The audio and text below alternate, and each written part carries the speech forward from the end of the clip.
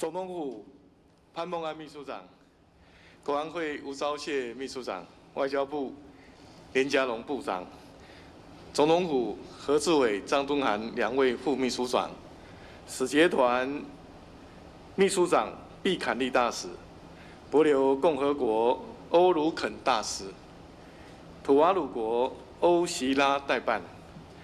各位国人同胞，大家好。首先跟国人报平安，访问团所有的成员，包括随行采访的记者，都已经平安返抵国门。为期7天6夜的繁荣南岛智慧永续之旅，也已经圆满达成。在这里，我要再次向美国政府表达感谢。感谢美国秉持安全、尊严、舒适、便利的原则提供协助，让此次的采访不仅仅可以顺利成行，也能够圆满达成。我也要感谢国安团队、外交部的团队，事前缜密的规划，而且详细的沟通。尤其是外交部外管第一线的同仁，执行每一次的访问，每一个细节都非常认真圆满，你们辛苦了。我要感谢华航机组同仁，提供安全舒适的服务，让这一次的行程，即便是在紧凑之中，仍然可以得到相当好的休息。另外，我也要感谢随行采访的记者，因为这一次的访问行程特别紧凑。感谢随行的记者同仁，为了要把访问的情况及时传到国内，因此可以说是不眠不休。连续数日都灯火通明，都没有好好的休息。许许多多的记者也有达到40个小时没有上床睡觉，这种拼劲啊，令人感佩。所以有一些记者他感冒了，也有记者发烧了，也有记者在采访的过程中受了一点点的小伤。不过现在看起来都无碍。我要特别请媒体各个公司能够实质的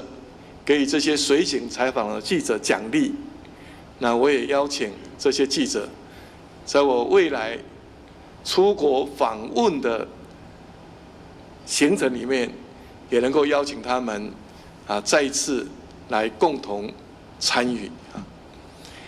那我也要跟国人报告。这一次的出访有几项收获。第一项收获是我们深化跟友邦的情谊，在马绍尔群岛共和国、土瓦鲁国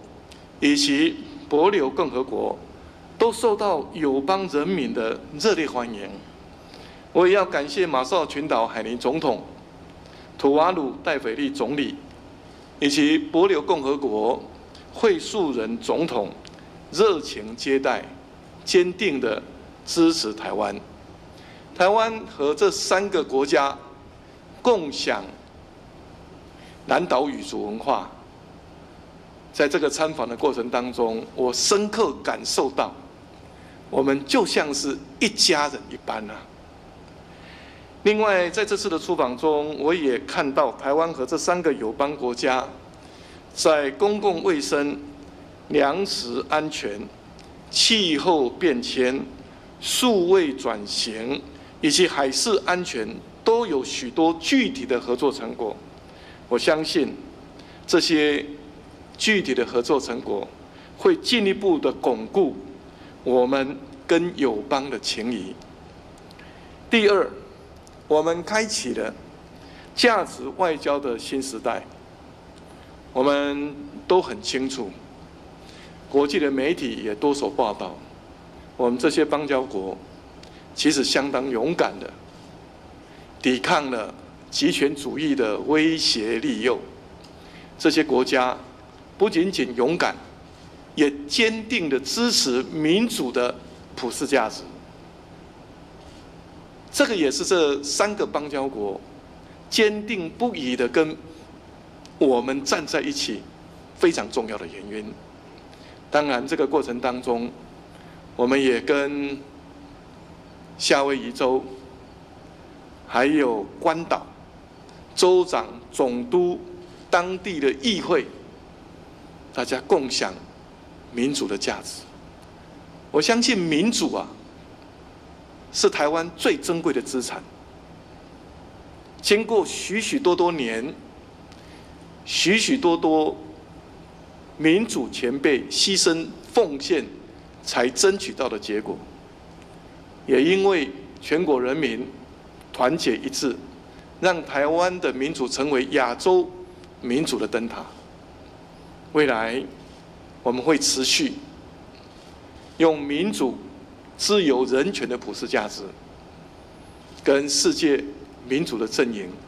进一步的进行外交工程，不仅仅促进双赢，创造彼此的繁荣发展，也可以共同抵御极权主义的扩张。第三，我们凝聚了海外挺台湾的力量。我要利用这个机会再次感谢所有的海外的侨胞。我这一次所到之处，除了当地的侨胞，也有分散在不同地方的侨胞赶到我拜访的地点，大家团结在一起，大家为台湾喝彩，为台湾加油，也继续的愿意为台湾贡献心力。这份心意，身为总统非常感动，也为我们侨胞的表现感到骄傲。另外，我也特别利用这个机会，感谢美国，包括关岛总督邀请我跟访问团前往他的官邸，共同唱2国的国歌。同时呢，也邀请我们早餐，充分表达对台湾的支持。我们也得到关岛议会连续4年通过友好的协议。我也荣幸代表台湾人民，接受关岛议会呈现给我们的友台决议文。当然，我们在夏威夷州也非常感谢州长对我们的热烈支持，还有夏威夷州的议会送给台湾人民国旗跟夏威夷州的州旗，由我代表接受。这代表了不仅仅我们的友邦坚定的跟我们站在一起，包括我们的盟友美国，不管是国会跨党派对我们的支持，或者是夏威夷州跟关岛地方政府跟他们的人民对我们强而有力的支持，这都代表了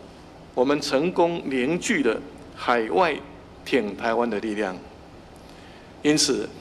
我特别跟国人报告，我们继续加油，德不孤，必有邻。我们只要坚定的捍卫民主，深化民主，以民主的普世价值，在世界上跟各个国家交往，我们一定可以得到更多的支持。不仅仅可以守护台湾，我们也可以维护区域的和平稳定。最后，我要再度的感谢国安团队由吴钊燮秘书长带领之下，以及行政院的团队由卓院长的带领之下，在我出国期间，因应处置国内外的各种事件，非常称职，也让社会稳定，国家继续运作，非常非常感谢。最后，我再一次祝福全体国人